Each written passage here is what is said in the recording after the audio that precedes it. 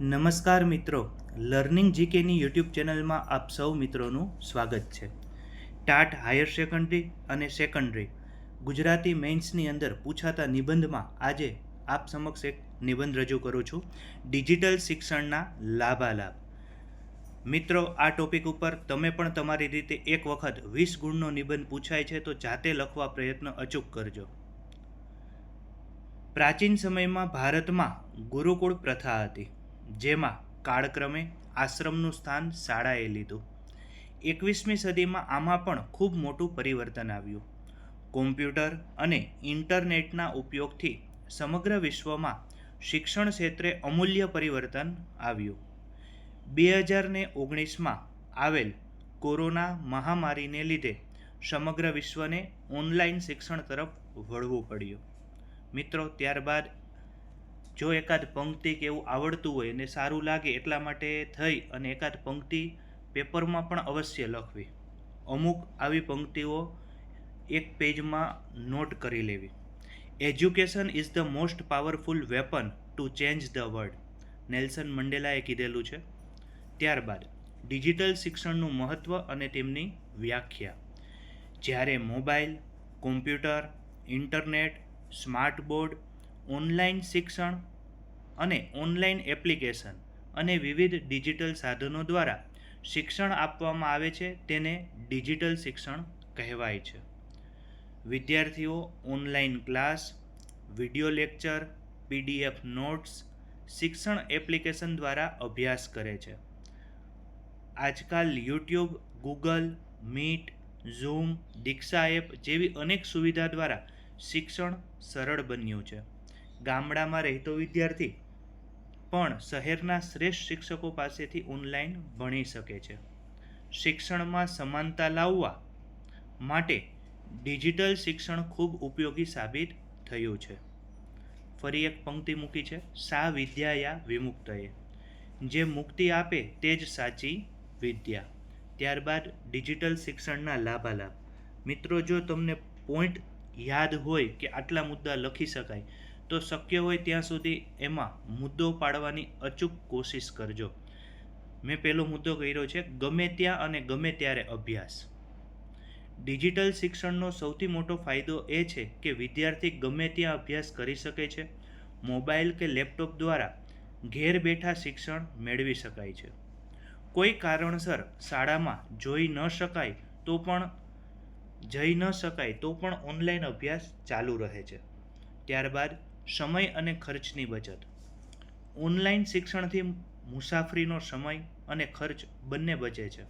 વિદ્યાર્થીઓને દૂર સુધી જવું પડતું નથી. પુસ્તકોની જગ્યાએ પીડીએફ અને ઈ બુક દ્વારા અભ્યાસ સરળ બને છે. ત્રીજો મુદ્દો છે, નવી માહિતી ઝડપથી મળે. ઇન્ટરનેટ દ્વારા દુનિયાભરની માહિતી જે નવી હોય જે અપડેટ સાથે તરત જ મળી રહે છે. વિડિયો, એનિમેશન અને પ્રેઝન્ટેશનથી મુશ્કેલ વિષય પણ સરળતાથી સમજાઈ જાય છે.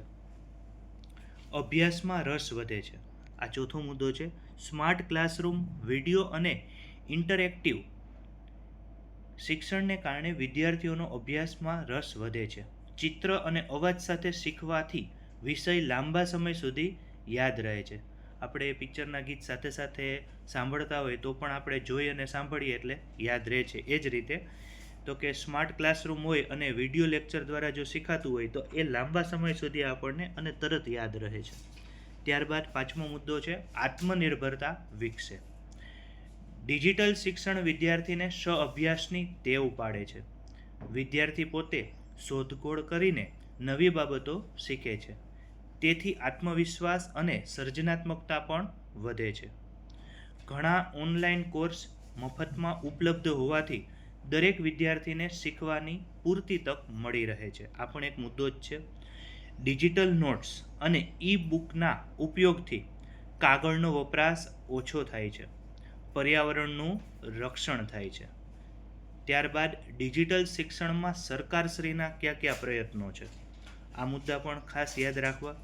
ભારત સરકારે અને ગુજરાત સરકારે ડિજિટલ શિક્ષણને પ્રોત્સાહન આપવા માટે અનેક યોજનાઓ શરૂ કરી છે, જેમ કે ડિજિટલ ઇન્ડિયા અભિયાન. ભારત સરકારે ડિજિટલ ઇન્ડિયા યોજના હેઠળ દેશને ડિજિટલ બનાવવા પ્રયત્ન કર્યો છે.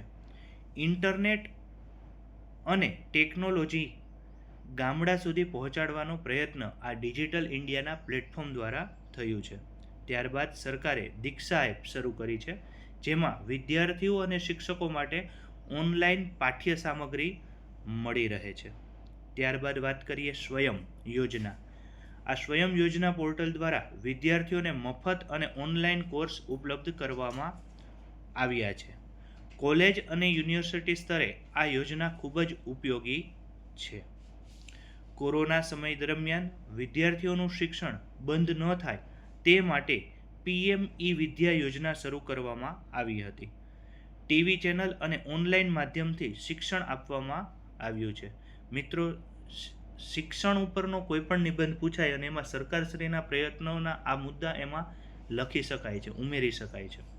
ત્યારબાદ તો કે ગેરફાયદા વિશે વાત કરીએ તો વિદ્યાર્થીઓ અભ્યાસ કરતાં વધુ સમય મોબાઈલ અને સોશિયલ મીડિયા અને ગેમમાં પસાર કરે છે, જેના કારણે ધ્યાન ભંગ થઈ શકે છે અથવા તો એકાગ્રતા તૂટે છે.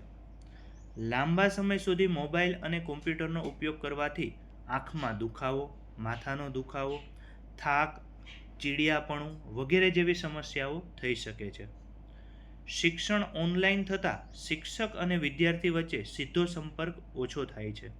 શિસ્ત, સંવાદ અને સામાજિક ગુણોનો ઓછો વિકાસ થાય છે. એટલે કે જે વાતચીત થવી જોઈએ, બરાબર છે, જે કોમ્યુનિકેશન થવું જોઈએ એ પણ થોડુંક ઘટે છે.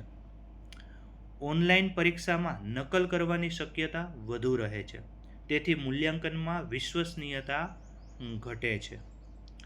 ડિજિટલ શિક્ષણને કારણે વિદ્યાર્થીઓ લાંબા સમય સુધી ઘરમાં બેઠા રહે છે, માટે સ્વાસ્થ્ય ઉપર પણ ખરાબ અસર પડી શકે છે. આ ગેરલાભ બધા યાદ રાખવા જેવા છે. ઉપસંહાર: ડિજિટલ શિક્ષણ એ આધુનિક યુગની મહત્વપૂર્ણ ભેટ છે. તેના કારણે શિક્ષણ સરળ, ઝડપી અને સર્વસુલભ બન્યું છે. વિદ્યાર્થીઓને નવી તક, નવી દિશા મળી છે. અંતે એટલું જ કહીશ કે ડિજિટલ શિક્ષણ અને પરંપરાગત શિક્ષણ બંનેનો સંતુલિત સમન્વય જ દેશના ઉજ્જવળ ભવિષ્ય માટે જરૂરી છે.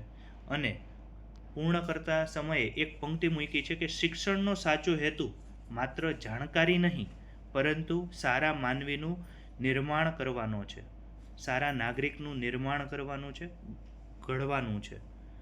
મિત્રો, આજ જો નિબંધ પસંદ આવે તો લાઈક કરજો, બીજાને અચૂક શેર કરજો, અને આવા જ બીજા નિબંધ જોતા હોય તો કોમેન્ટ દ્વારા ટોપિક સહિત કોમેન્ટ કરજો, જેથી કરીને એ ટોપિક ઉપર હું નિબંધ લખી આપું. અસ્તુ. જય હિન્દ, જય ભારત.